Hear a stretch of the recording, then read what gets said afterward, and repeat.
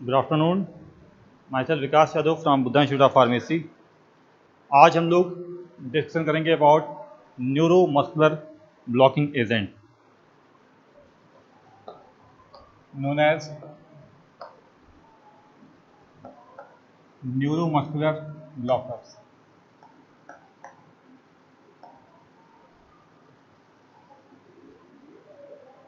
देखिए, एक तो होता है न्यूरोनल जंक्शन, एक होता है आपका न्यूरोमस्कुलर जंक्शन। तो जब भी किसी मसल में कॉन्ट्रैक्शन होता है, जैसे ये आपकी मसल से मान लिया, सपोज ये आपकी स्केलेटल मसल्स है, तो स्केलेटल मसल के कॉन्ट्रैक्शन के लिए सिग्नल आएगा ब्रेन से न्यूरॉन्स के द्वारा, फिर न्यूरॉन से यहाँ कुछ न्यूरोट्रांसमीटर रिलीज होंगे जो कि इनिशिएट करेंगे कॉन्ट्रैक्शन को या रिलैक्सेशन को। इसे हम क्या नाम देंगे? Neuromuscular junction. क्या कहेंगे? Neuromuscular junction.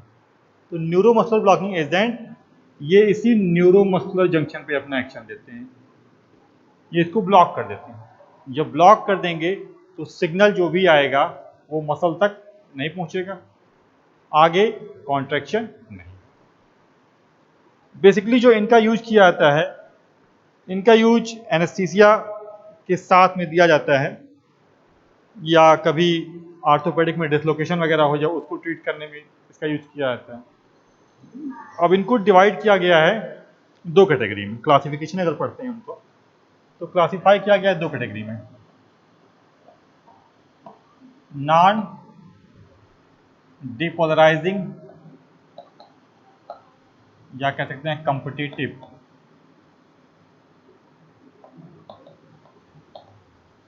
ब्लॉकर्स, और दूसरे आपके आते हैं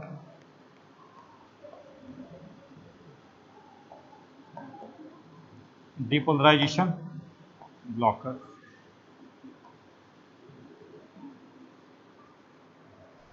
तो नॉन डिपोलराइजिंग कॉम्पिटिटिव ब्लॉकर्स में आपका आता है, जैसे इसमें इसको भी फर्दर डिवाइड किया गया तीन कैटेगरी में, long acting, intermediate acting and short acting. Long acting, intermediate acting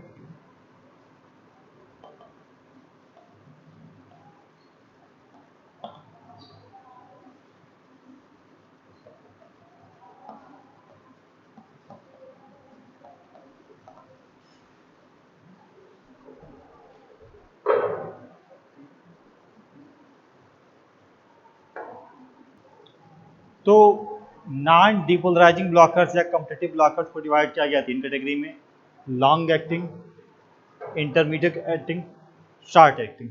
अब लॉन्ग एक्टिंग में आपका आता है डी ट्यूबोक्यूरेनाइन, पैनक्यूरेनियम, तो मैं अलग से बना दे रहा हूं।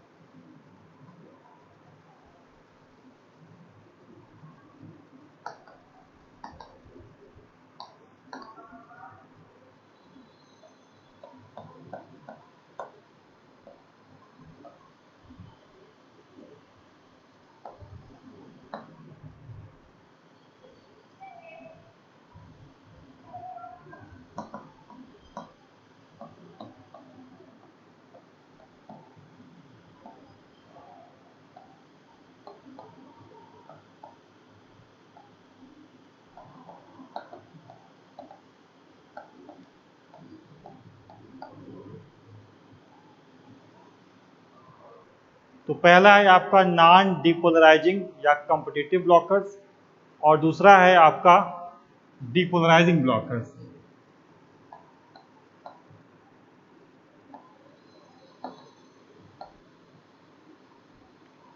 अब नॉन डिपोलराइजिंग या कॉम्पिटिटिव ब्लॉकर्स में long acting, intermediate acting short acting. Long acting में आपका आता है डी ट्यूबोक्यूरेराइन,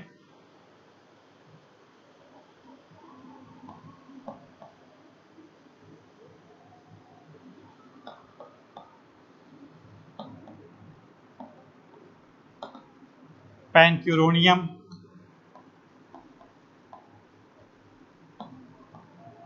इसके अलावा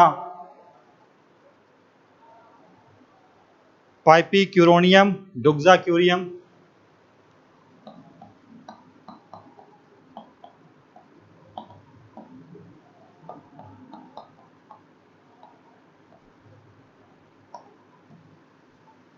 ये चार आपके आते हैं long acting non depolarizing competitive blockers. कौन कौन से? D tubocurarine, pancuronium, doxacurium and pipecuronium. फिर आपके आते हैं इंटरमीडिएट एक्टिंग में। इंटरमीडिएट एक्टिंग में वेक्यूरोनियम, एट्राक्यूरियम, रोक्यूरोनियम। इंटरमीडिएट में वेक्यूरोनियम, एट्राक्यूरियम,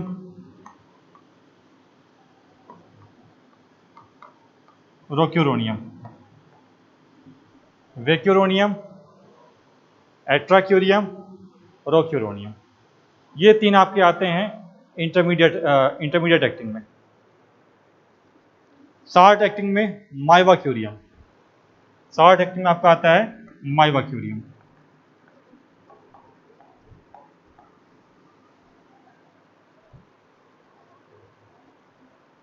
तो नॉन डिपोलराइजिंग कॉम्पिटिटिव ब्लॉकर्स और दूसरा डिपोलराइजिंग ब्लॉकर्स।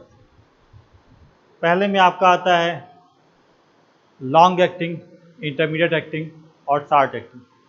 लॉन्ग एक्टिंग में आपके आते हैं D tubocurarine, pancuronium, doxacurium and पाइपीक्यूरोनियम।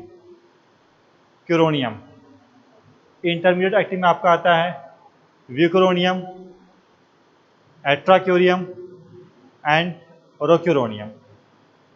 Short acting में आपका आता है माइवाक्यूरियम, शॉर्ट एक्टिंग में आपका आता है माइवाक्यूरियम। इसके बाद हम बात करते हैं डिपोलराइजिंग ब्लॉकर्स की। डिपोलराइजिंग ब्लॉकर्स में आपके दो आते हैं। नंबर 1 सक्सिनिल कोलिन और दूसरा डेकामिथोनियम। डेकामिथोनियम और सक्सिनिल कोलिन, सक्सिनिल कोलिन और डेकामिथोनियम ये आपके आते हैं डिपोलराइजिंग ब्लॉकर्स में।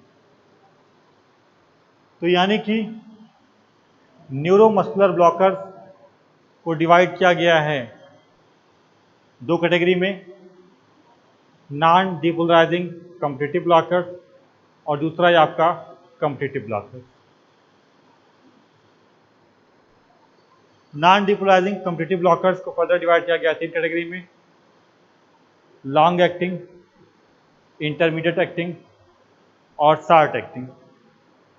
डिपोलराइजिंग ब्लॉकर्स को फर्दर डिवाइड किया गया दो कैटेगरी में, succinylcholine and decamethonium, succinylcholine and डेकामिथोनियम।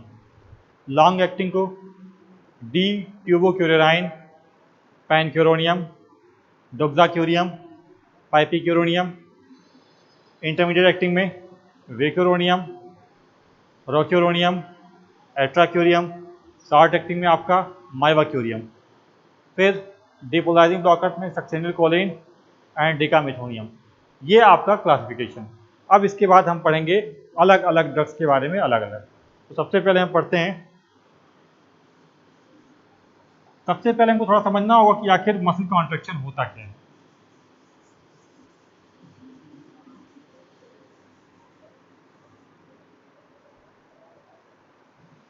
जब हमारी मसल रेस्टिंग फेज में होती है तो रेस्टिंग फेज में ये देखा जाता है कि जब भी हमारी मसल रेस्टिंग फेज में होती है तो रेस्टिंग फेज में पोटेशियम आयन की कंसंट्रेशन अंदर ज़्यादा होती है और सोडियम आयन बाहर ज़्यादा होते हैं। कब? रेस्टिंग फेज में। जब मसल कॉन्ट्रैक्शन के लिए सिग्नल आता है तो सिग्नल, इलेक्ट्रिकल सिग्नल आएगा, न्यूरॉन्स में ट्रेवल करेगा और नर्व टर्मिनल पे फिर न्यूरोट्रांसमीटर रिलीज होंगे।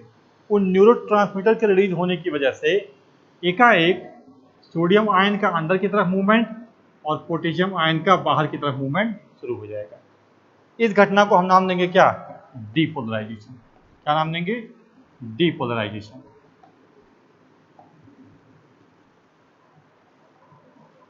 और जब ये कॉन्ट्रैक्शन का सिग्नल चला जाएगा, लास्ट की स्टेज में फिर क्या होगा कि सोडियम आयन को दोबारा बाहर की तरफ और पोटेशियम आयन को दोबारा अंदर की तरफ फेंक दिया जाएगा। उसे हम क्या कहेंगे? रिपोलराइजेशन। क्या कहेंगे? रिपोलराइजेशन।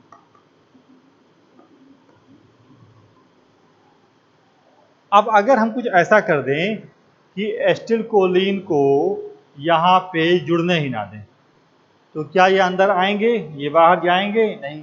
डीपोलराइजेशन नहीं होगा, मसल कॉन्ट्रैक्शन नहीं होगा।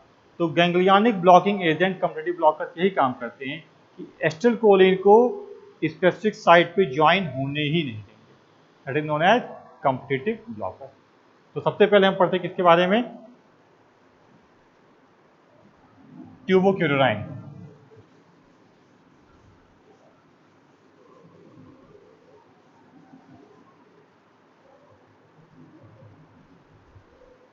सबसे पहला है आपका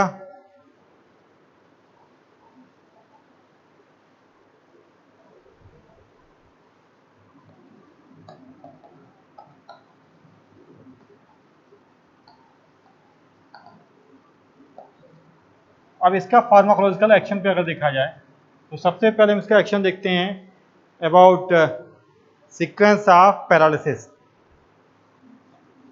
सीक्वेंस ऑफ पैरालिसिस।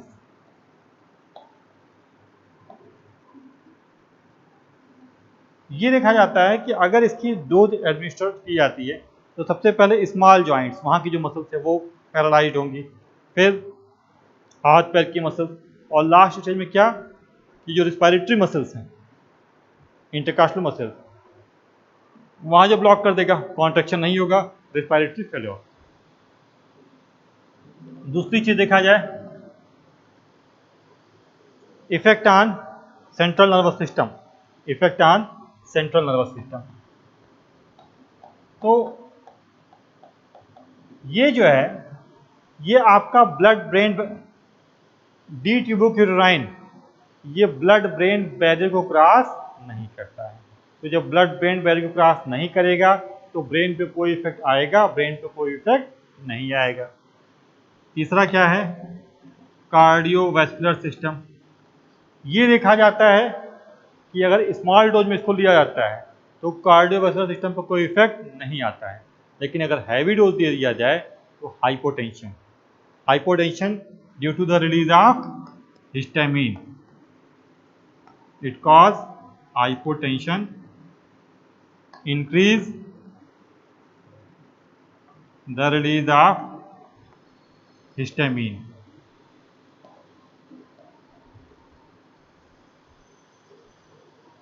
फिर हम देखते हैं रिस्पायरेटरी सिस्टम पे। तो मैंने पहले बता दिया रिस्पायरेटरी सिस्टम पे नॉर्मल डोज में कोई इफेक्ट नहीं आएगा, लेकिन अगर बहुत ज़्यादा डोज दे दिया जाएगा तो रिस्पायरेटरी फेल्योर। क्या हो जाएगा? Respiratory failure.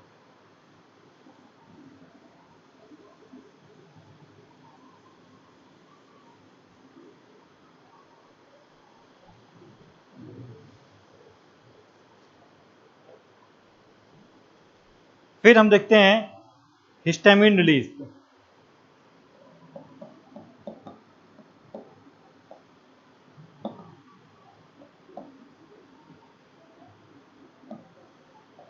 Increase release of histamine cause hypotension and bronchospasm cause hypotension and bronchospasm. अगला इफेक्ट आपका आता है ऑटोनॉमिक गैंग्लिया, इफेक्ट ऑन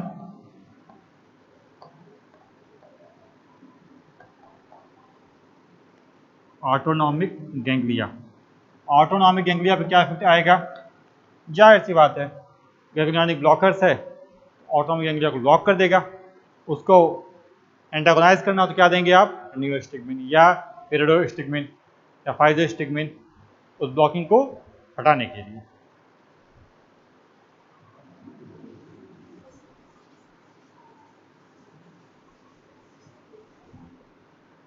फिर अगर हम बात करें इसका एब्जॉर्प्शन,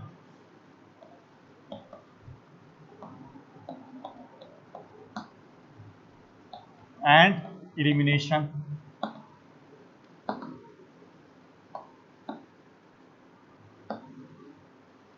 सबसे मेन चीज ये कि गैस्ट्रोइंटेस्टाइनल ट्रैक्ट से ये एब्जॉर्ब नहीं होता है।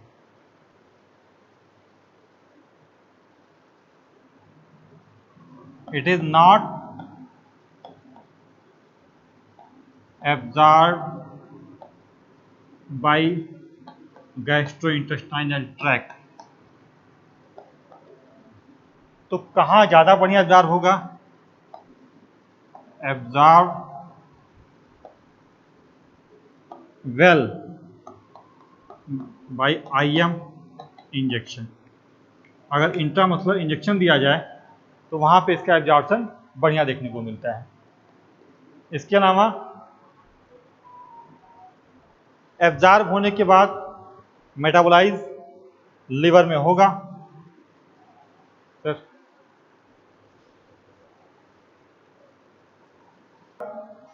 इट इज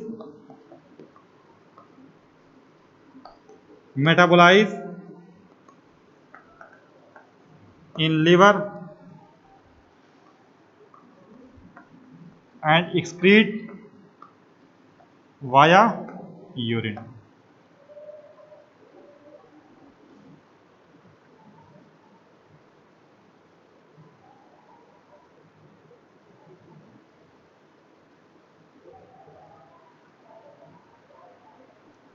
तो it is metabolize in liver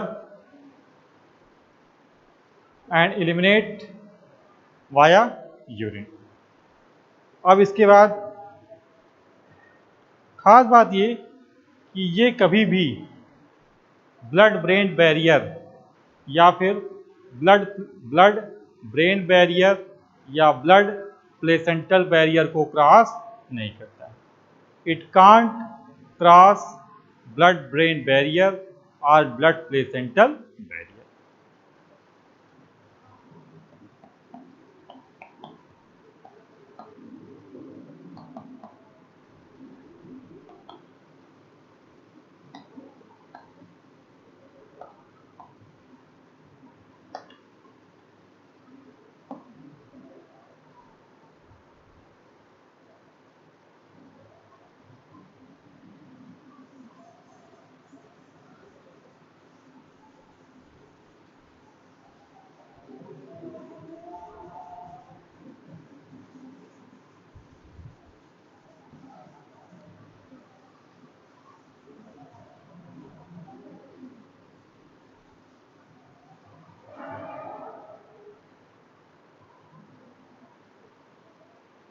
It cannot cross blood-brain barrier or blood-placental barrier. अब एडवर्स रिएक्शन,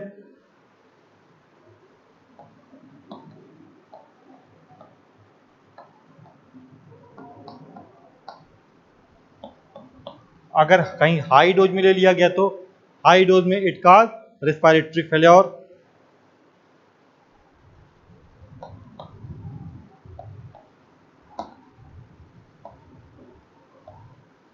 इसके अलावा हिस्टामिन बहुत ज़्यादा रिलीज करता है, तो हिस्टामिन रिलीज होने की वजह से क्या होगा?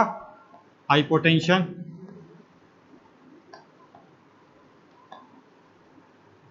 और क्या होगा? एलर्जी, तो उसको बचाने के लिए क्या दे सकते हैं, एंटीहिस्टामिनिक्स। और क्या होगा, ब्रोंकोस्पॉज। और क्या होगा आपका, ब्रोंकोस्पॉज। यानी कि न्यूरोमस्कुलर ब्लॉकिंग एजेंट में जो एडवर्स रिएक्शन है क्या क्या है, रिस्पायरेटरी फेल्योर, हाइपोटेंशन, एलर्जी और ब्रोंकोस्पॉज। रिस्पायरेटरी फेल्योर क्योंकि भाई हाई डोज में दे दिया जाए तो इंटरकॉस्टल मसल को रिस्पायरेटरी फेल्योर कर देगा। हाइपोटेंशन क्योंकि अगर बहुत ज़्यादा हिस्टामिन रिलीज हुआ तो ब्रोंकोस्पॉज भी होगा, हाइपोटेंशन भी होगा, एलर्जी भी हो सकती है। तो उससे बचाने के लिए क्या देते हैं, एंटीहिस्टामिनिक एजेंट दिया जाता है। अब हम देखते हैं इसका therapeutic use.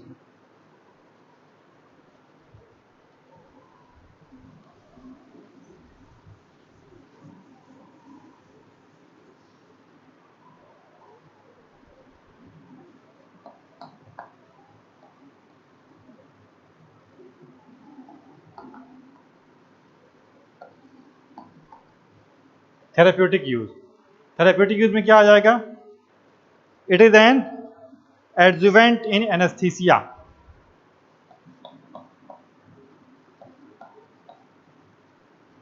Adjuvant in anaesthesia, कभी भी एनेस्थीसिया दीजिए उसके साथ में ये तो मसल को रिलैक्स कर देगा। दूसरी चीज, in orthopaedic procedure for correction of dislocation.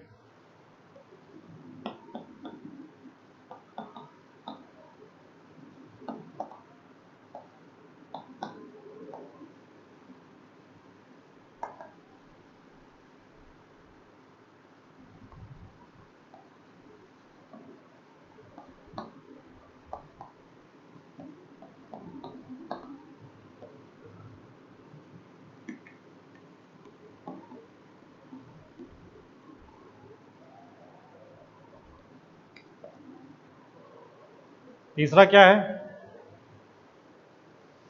In the diagnosis of myasthenia gravis,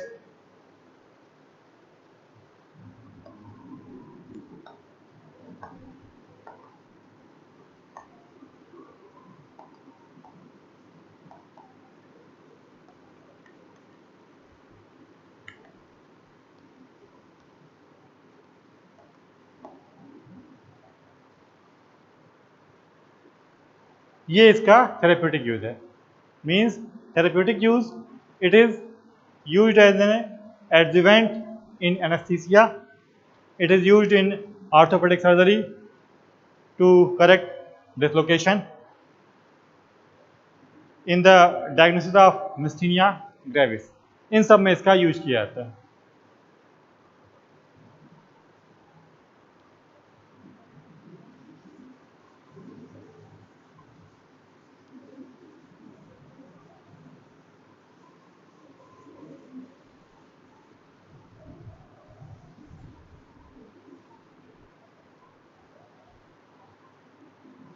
अब आगे पैनक्यूरोनियम, अगला क्या है आपका, पैनक्यूरोनियम।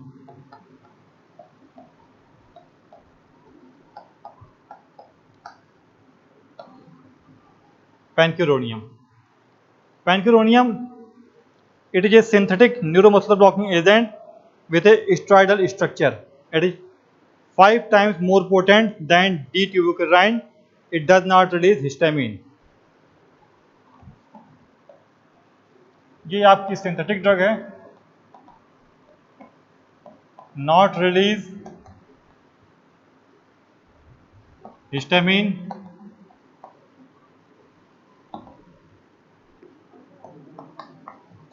5 times more potent than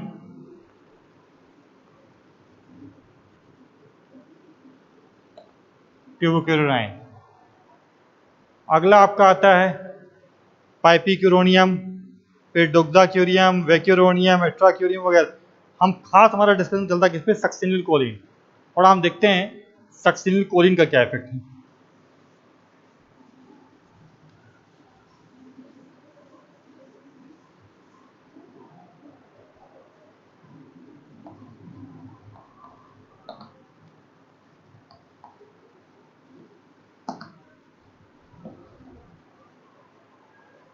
succinyl Colin आपका क्या है? Depolarizing blocking agent, depolarizing blocking agent.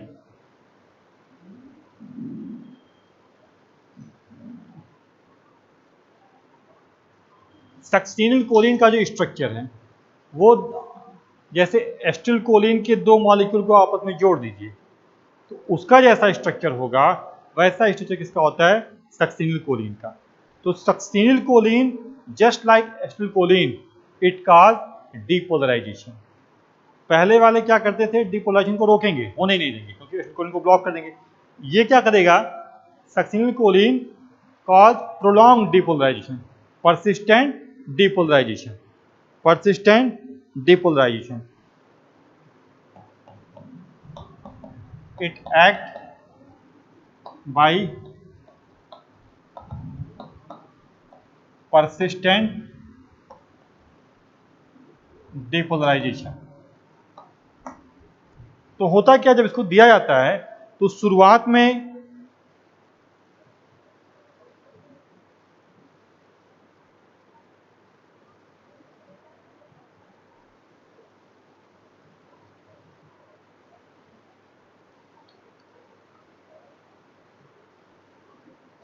हम थोड़ा सा देखते हैं कि हल्का सा ट्विचिंग, इसको देने पे शुरुआत में हल्की सी ट्विचिंग अपीयर होती है क्योंकि ये डिपोलराइजेशन को थोड़ा सा प्रोलॉन्ग कर देता है।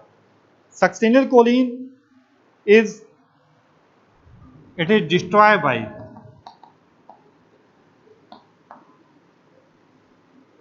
cholinesterase enzyme. It is destroyed by pseudocholinesterase.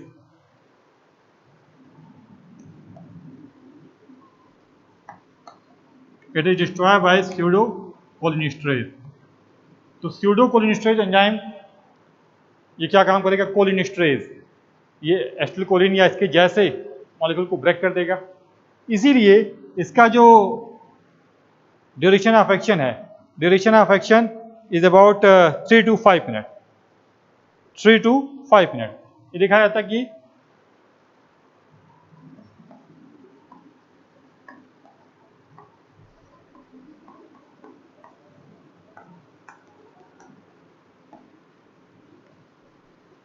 Three to 5 minute. तो अगर कहीं पे अगर हम एंटी कोलिनेस्ट्रेज या कोलिनेस्ट्रेज इनहिबिटर दे दें तो इसके एक्शन को ये बढ़ा देगा। अब हम यानी कि succinylcholine is a depolarizing blocking agent, it act by persistent depolarization. It is होता क्या है कि सक्सिनिल कोलिन का स्ट्रक्चर एस्टिल कोलिन के दो मॉलिक्यूल को आपस में मिला दें, वैसा स्ट्रक्चर किसका होता है? सक्सिनिल कोलिन का।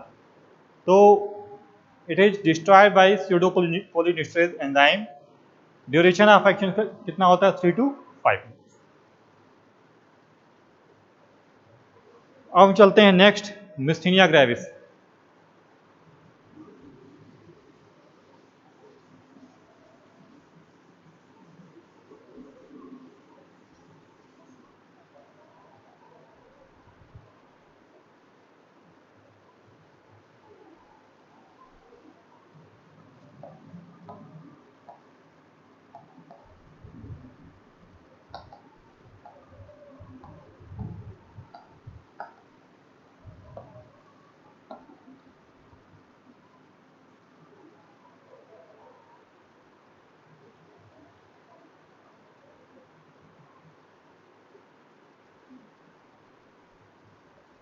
मिस्थीनिया ग्रेविस, MYASTHENIA,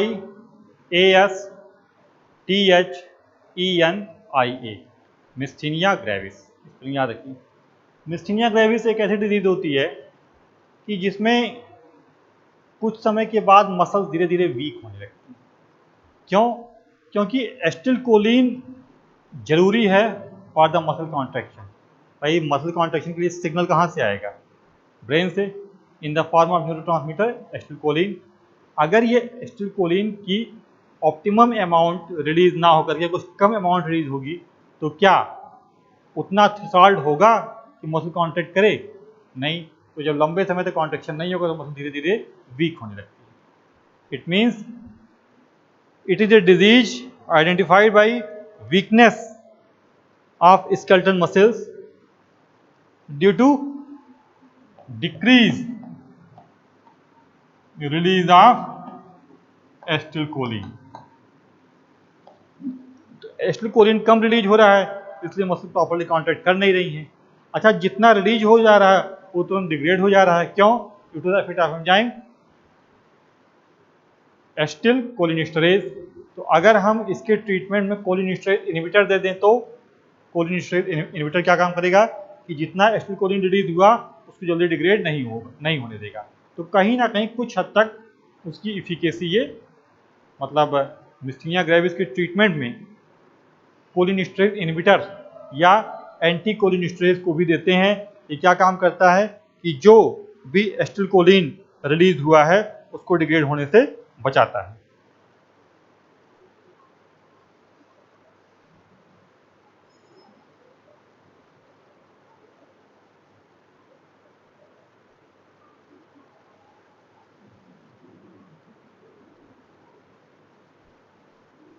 इसके अलावा ट्रीटमेंट में क्या देते हैं आपका नियोस्टिग्मिन,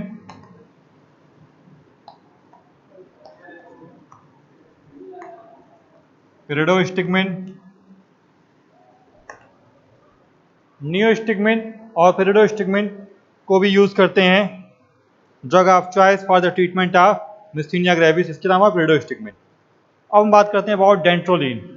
डेंट्रोलिन नेक्स्ट आपका क्या? Dantrolene.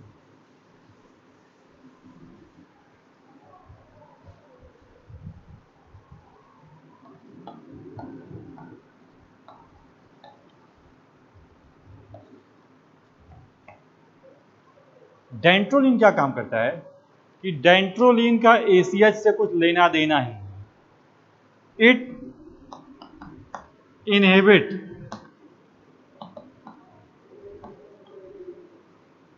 Release of calcium ion from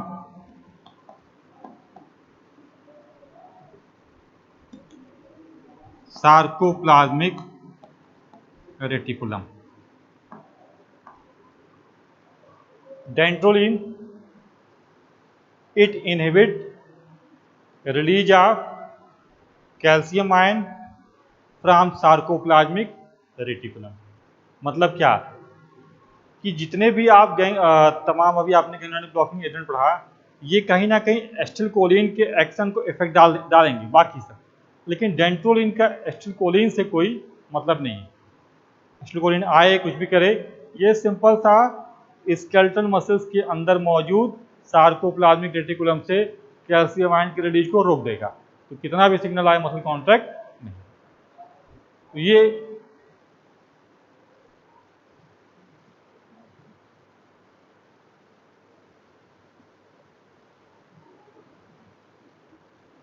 ये ड्रग्स हो गई which is used as neuromuscular blocking agent. अब इसके आगे हम आपको पढ़ाएंगे नेक्स्ट लेक्चर में। Thank you.